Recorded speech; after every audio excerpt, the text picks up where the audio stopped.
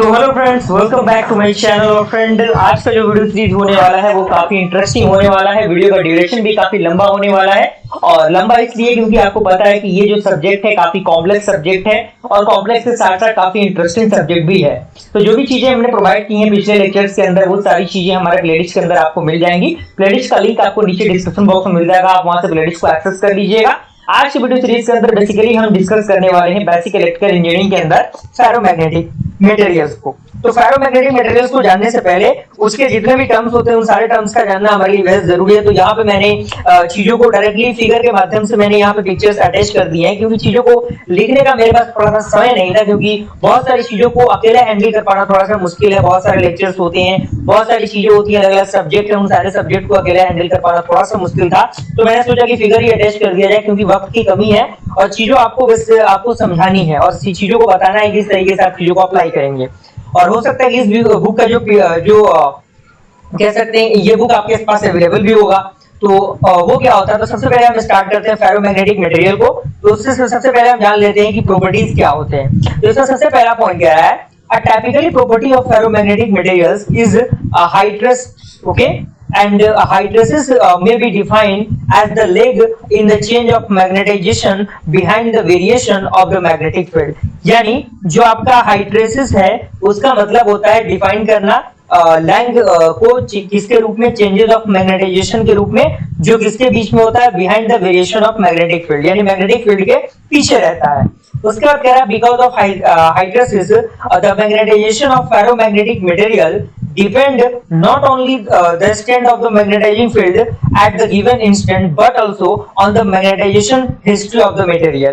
यानी जो आपका हाइड्रेसिस होता है किसी भी मैग्नेटाइजेशन का, फेरोमैग्नेटिक मटेरियल का, वो केवल इस बात पे डिपेंड नहीं करता कि उसका स्ट्रेंथ कितना है मैग्नेटाइजेशन फील्ड का, लेकिन साथ ही साथ उस चीज पर भी डिपेंड करता है जो मैग्नेटाइजेशन का हिस्ट्री होता है उस मटेरियल के अकॉर्डिंग, उस पर भी ये क्या करता है, डिपेंड करता है।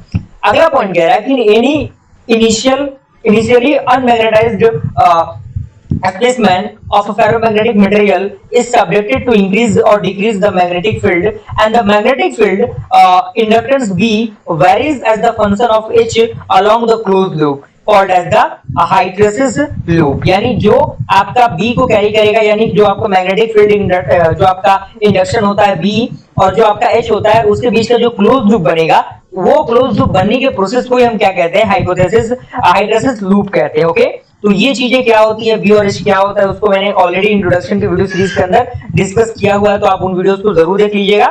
उसके बाद कह रहा है curve begins at the origin O as H is increased and the field B begins to slowly increase slowly and then more rapidly and finally attaining a saturation value and becoming independent of H। यानी ये सारी चीजें क्या है, B क्या है, H क्या है, O क्या है, ये डायरेक्टली आपको फिगर के माध्यम से समझ में आएंगी। तो ये सारी चीजें थ्योरेटिकल, इन चीजों को आप लिख लीजिए, पॉइंट वाइज चीजों को लिखिएगा अलग अलग सेपरेट करके, क्योंकि पॉइंट वाइज चीजों को अगर आप लिखेंगे तो आपको याद करने में भी कोई दिक्कत परेशानी नहीं होगी, आप अच्छी तरीके से उन चीजों को याद भी कर सकते हैं।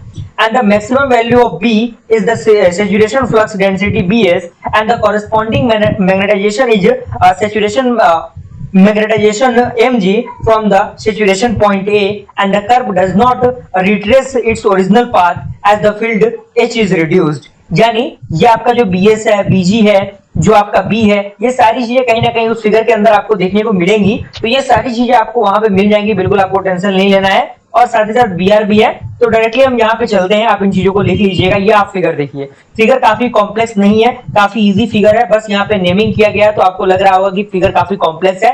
तो इस फिगर को आप बनाइएगा। अगर फेरोमैग्नेटिक मटेरियल आपको एग्जामिनेशन में आता है तो इस फिगर को किसी भी हाल में बना के आना है। और भी कुछ फिगर्स है जिन फिगर्स का बनाना आपके लिए बेहद जरूरी है।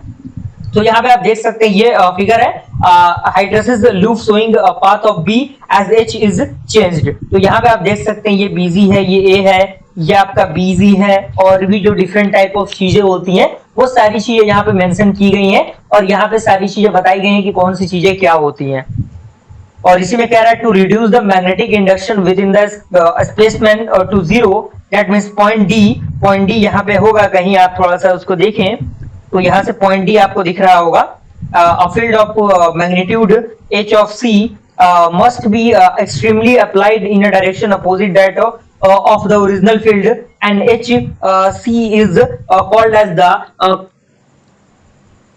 करेक्टिविटी ऑफ द करेसिव फोर्सेस, यानी आप देख सकते हैं जो भी फोर्सेस यहाँ पे अप्लाई किए जाते हैं, सारे फोर्सेस का जो कंजर्वेशन है यहाँ पे दिया गया है। आप इन चीजों को लिख लीजिएगा, ऑल्दो नोट्स ही आपके लिए बेहद जरूरी होता है। अब इसमें आता है फेरोमैग्नेटिक मटेरियल का प्रॉपर्टी क्या होता है। डायरेक्टली एग्जामिनेशन में प्रॉपर्टी भी पूछ देता है, तो फेरोमैग्नेटिक मटेरियल का प्रॉपर्टी क्या होता है। तो इसमें कह रहा था properties of a ferromagnetic materials are quite different at above the below of the Curie temperature. यहाँ पे आप देख सकते हैं, यहाँ पे आपका जो फेरोमैग्नेटिक मटेरियल है उसका जो हाइपोथेसिस हम कह सकते हैं, हाइड्रोसिस जो लूप होता है फॉर अ फेरोमैग्नेटिक स्पेसमैन, उसके लिए यहाँ पे ड्रॉ किया गया है। और यहाँ पे चीजें बताई गई हैं, कौन सी चीजें क्या होती है। यहाँ पे इक्वेशन दिया गया है B equal to mu naught H plus mu naught M, और ये सारी चीजें क्या होती हैं, ये सारी चीजें आपको पता चल जाएंगी। यहाँ पे एक फॉर्मूला ड्राइव किया गया है, फॉर्मूला के अकॉर्डिंग सारा स्टेटमेंट लिखा गया है, क्योंकि मैं नहीं चाहता कि वीडियो का ड्यूरेशन काफी लंबा हो, लेंथ काफी ज्यादा हो। ऑल दो चीजें आपको प्रोवाइड करनी है बस, और आप चीजों को ब्रेक करके अच्छी तरीके से उनको लिख लीजिएगा।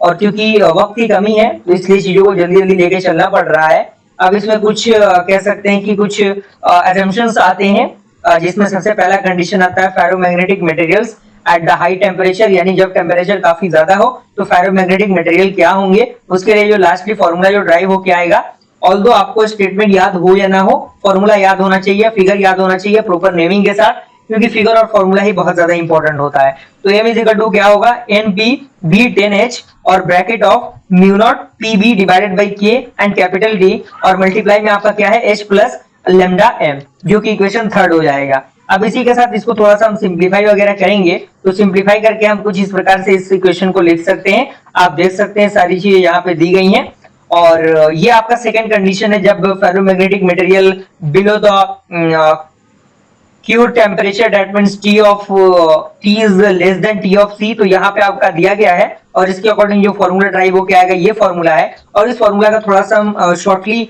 हम इसको डिस्क्राइब करें तो शॉर्ट फॉर्म कुछ इस प्रकार से बनेगा। अब इसमें कुछ और भी टर्म्स आते हैं जिन टर्म्स का जानना आपके लिए बेहद जरूरी है, तो आप अच्छी तरीके से इन टर्म्स को देख लीजिए, जिसमें आपका है intersection of two curve that means M upon M of sat.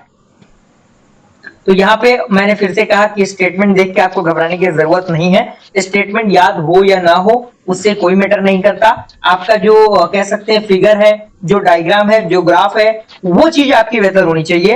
तो इस चीज पे आपको ज्यादातर फोकस करना है, क्योंकि चीजों को लिखने के थोड़ा सा, और चूंकि हमारे पास पेन टैब भी अवेलेबल नहीं है, अगर पेन टैब भी अवेलेबल रहता तो मैं डायरेक्टली चीजों को लिख सकता था, लेकिन कहीं ना कहीं आपको पता है कि सारी चीजों को टाइप करने में कहीं ना कहीं वक्त ज्यादा लगता है, तो थोड़ी सी वक्त की कमी है, थोड़ा सा आप लोगों को कोऑपरेट करके चलना पड़ेगा। अगला इसी के अंदर आता है जो रिलेटिव कह सकते हैं स्पॉन्टेनियस मैग्नेटाइजेशन होता है as a function of T of theta और for the iron copper and nickel, इसके लिए दिया गया है। अब इसी में एक आता है जो आपका कह सकते हैं मैग्नेटाइजेशन कर्व होता है for the ferromagnetic material.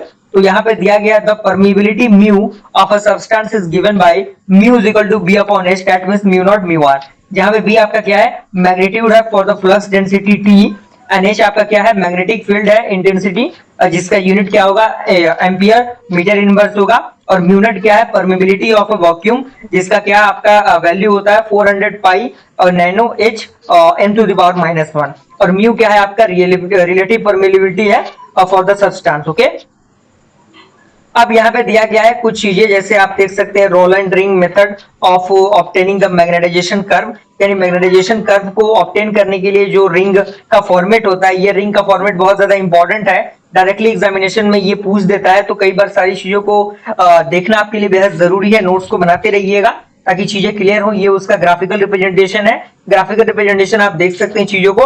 Video quality को थोड़ा सा आप इंक्रीज कर लीजिएगा, क्योंकि चीजें थोड़ी सी क्लियर नहीं हो पा रही होंगी, लेकिन फिर भी अगर आप वीडियो क्वालिटी को इंक्रीज करेंगे सारी चीजें आपकी क्लियर हो जाएंगी, कोई दिक्कत परेशानी नहीं होगी।